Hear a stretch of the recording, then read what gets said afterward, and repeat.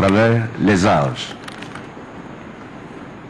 Rendons tout d'abord grâce à l'Éternel Dieu Tout-Puissant qui, dans son infinie bonté, nous accorde l'opportunité de tenir aujourd'hui cette session historique de notre auguste assemblée. Avec un cœur rempli de gratitude, tournons nos pensées vers l'Éternel pour la paix et la sécurité qu'il veille maintenir dans notre pays, le Togo, nous permettant ainsi de vivre et de témoigner de ce moment dans notre mutation institutionnelle. Cette séance revêt un caractère particulier pour une trilogie de raisons. Premièrement, elle marque l'aboutissement tangible du processus de modernisation de nos institutions, fruit d'une volonté collective de renforcer notre démocratie et d'adapter notre architecture institutionnelle aux exigences de notre époque. Deuxièmement, elle consacre la mise en œuvre effective des nouvelles dispositions constitutionnelles relatives à l'organisation des pouvoirs publics, témoignant ainsi de la vitalité de notre démocratie et de la maturité de notre système politique. Troisièmement, elle illustre la continuité républicaine et le fonctionnement harmonieux de nos institutions dans le strict respect de la légalité constitutionnelle.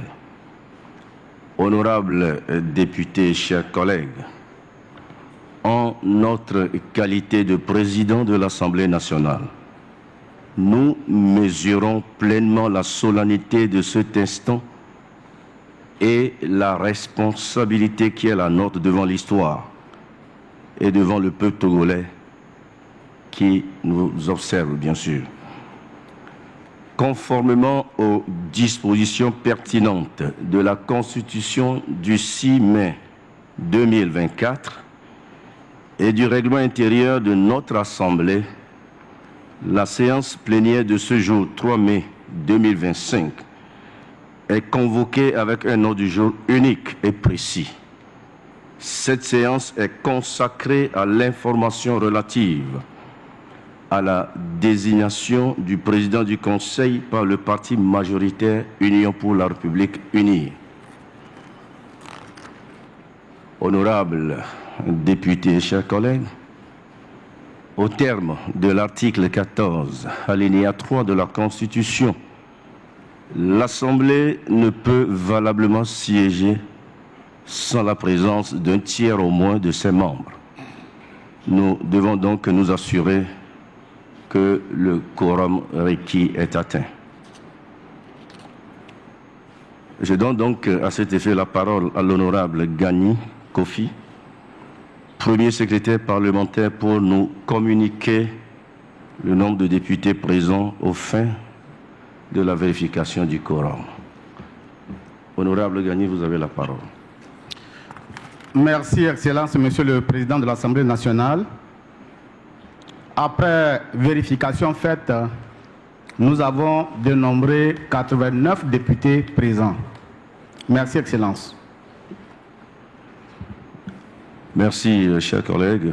Je constate que le quorum est suffisamment atteint. L'Assemblée nationale peut donc valablement siéger. Chers collègues, avant d'aborder le point relatif à la communication, permettez-nous de redonner la parole au premier secrétaire parlementaire au fin de procéder à la lecture des dispositions des articles 47, 48 et 97 de la Constitution du 6 mai 2024 qui encadre la désignation du président du Conseil. Honorable, vous avez la parole pour procéder à la lecture de ces articles qui comme je l'ai dit, encadre le travail que nous sommes en train de faire. Merci, Excellence, Monsieur le Président de l'Assemblée nationale. Article 47. Le chef du parti majoritaire ou le chef du premier parti de la coalition pour la prestation de serment du président du Conseil désigné. Avant son entrée en fonction, le président du Conseil désigné prête serment devant la Cour constitutionnelle en ces termes. Devant Dieu et devant le peuple togolais, seul détenteur de la souveraineté nationale, nous, président du Conseil désigné, conformément aux lois de la République, jurons solennellement de respecter, de défendre la Constitution de la République togolaise que la République togolaise est librement donnée, de remplir loyalement et fidèlement notre mission de serviteur du peuple, de nous engager à consacrer toutes nos forces à la défense de la patrie, de son intégrité territoriale et à la préservation de nos valeurs fondamentales de solidarité, de respect des droits humains, de paix et de l'unité nationale. De nous laisser guider que par l'intérêt général et le respect des droits de la personne humaine, de consacrer toutes nos forces à la promotion du développement, du bien commun, de la paix et de l'unité nationale. Article 48. Pour être désigné à la présidence du Conseil, il faut le traitement et la dotation du président du Conseil sont déterminés par une loi organique. Article 97.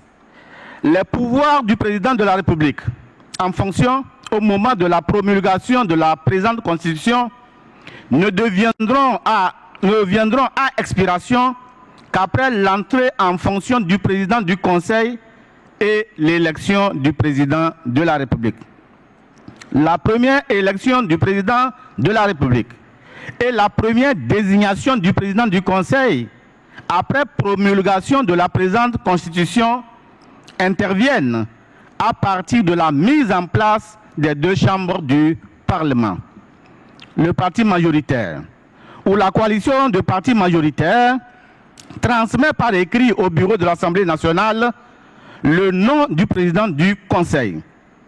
Le bureau de l'Assemblée nationale prend acte de cette désignation et en informe sans délai les députés réunis en séance plénière. Le président du Conseil entre en fonction dès sa prestation de serment. J'en ai terminé, Excellence, Monsieur le Président de l'Assemblée nationale. Merci, cher collègue Gani. Chers collègues, il ne nous reste qu'à annoncer la désignation du président du Conseil.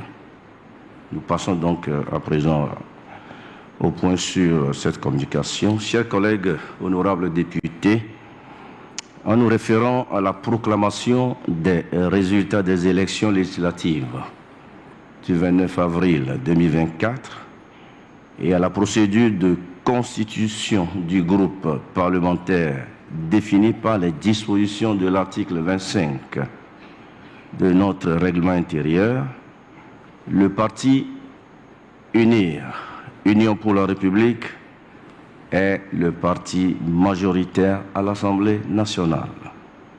C'est ainsi que nous avons reçu du dit parti la lettre numéro 028/04/25 UNIR/SE du 30 avril 2025 par laquelle il nous est transmis le nom du président du Conseil désigné.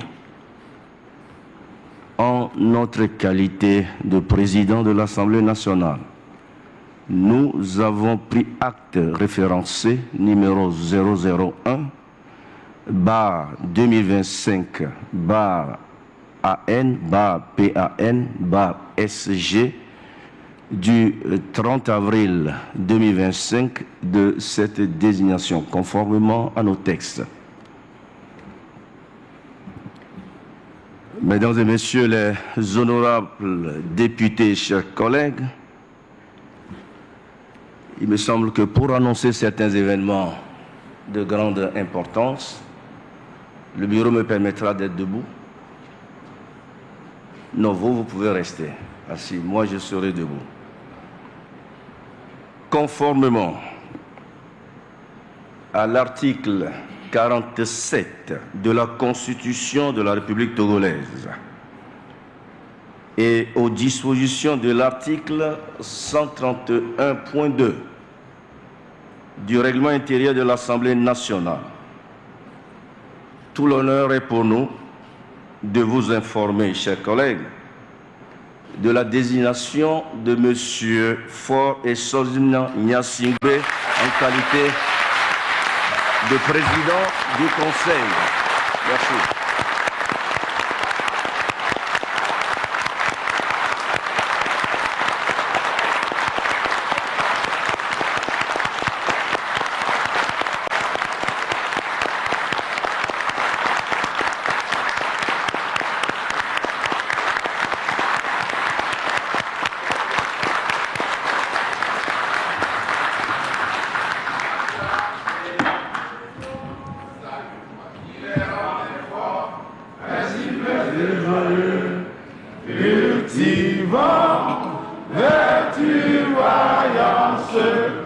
Pour la prospérité, que vienne les tyrans, ton cœur soupire vers la liberté. Togo debout, luttons sans défaillance, vainquons ou mourons, mais dans la dignité, grande-toi seul nous a exaltés. Du Togo pour la prospérité, Togo revient, bâtissons la vie.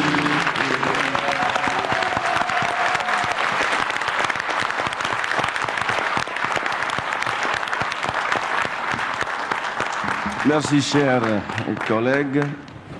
Cette désignation qui s'inscrit dans le cadre de nos institutions républicaines marque une étape importante dans la vie politique de notre chère nation. Je vous informe également, chers collègues, que conformément aux prescriptions constitutionnelles, nous avons déjà saisi la Cour constitutionnelle pour l'organisation de la cérémonie solennelle de prestation de serment du président du Conseil désigné. Puisque nous sommes là pour ce point unique, chers collègues députés, au terme donc de cette journée mémorable, nous avons assisté à un moment crucial pour notre nation. La désignation du président du Conseil représente non seulement un jalon important dans la mise en œuvre de notre Constitution, mais également une avancée significative dans notre histoire politique collective. Mieux encore, le début d'une nouvelle ère pour notre pays. En effet, le choix de son Excellence M. Faure Esozimna Nyasingbe en qualité de président du Conseil est une promesse d'avenir, une promesse de renouveau.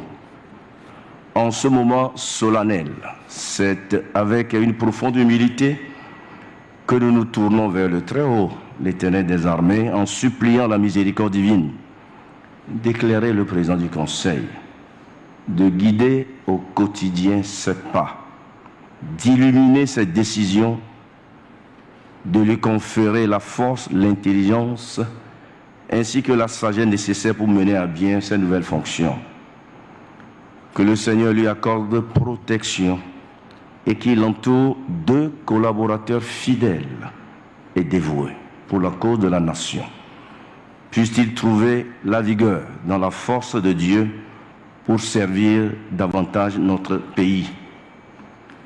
Chers collègues, mesdames et messieurs, à nous tous ici présents, que Dieu nous accorde la capacité de contribuer à bâtir un Togo florissant, uni, paisible et stable.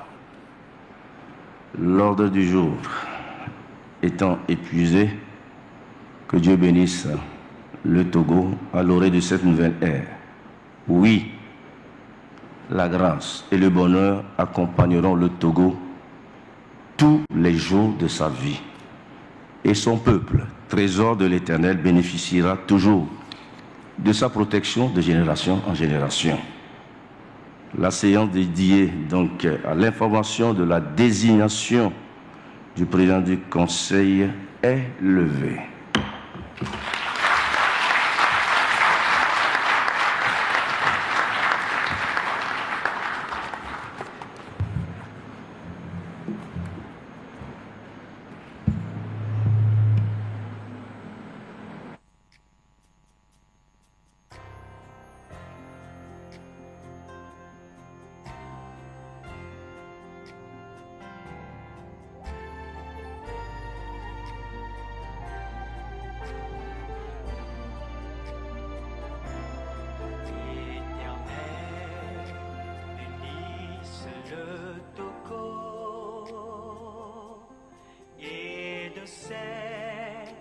Enfants, les conducteurs,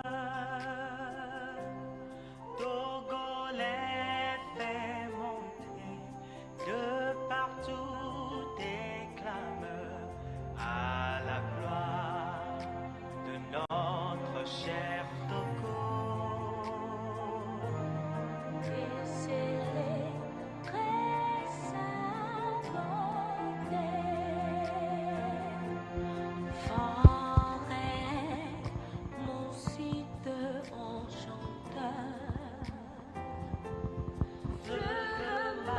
Honorables députés, mesdames et messieurs les sénateurs, nous vous informons que les bus sont déjà sur place dehors pour vous convoyer à la place des fêtes pour la prestation de serment du président du Conseil.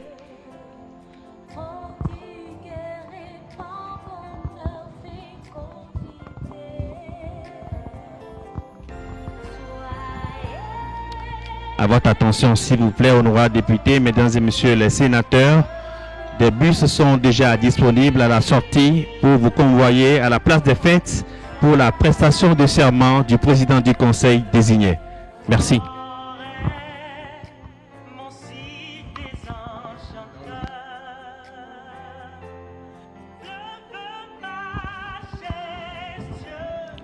Nous prions les honorables députés et mesdames, messieurs les sénateurs d'enlever les écharpes avant de monter dans le bus, s'il vous plaît. Merci.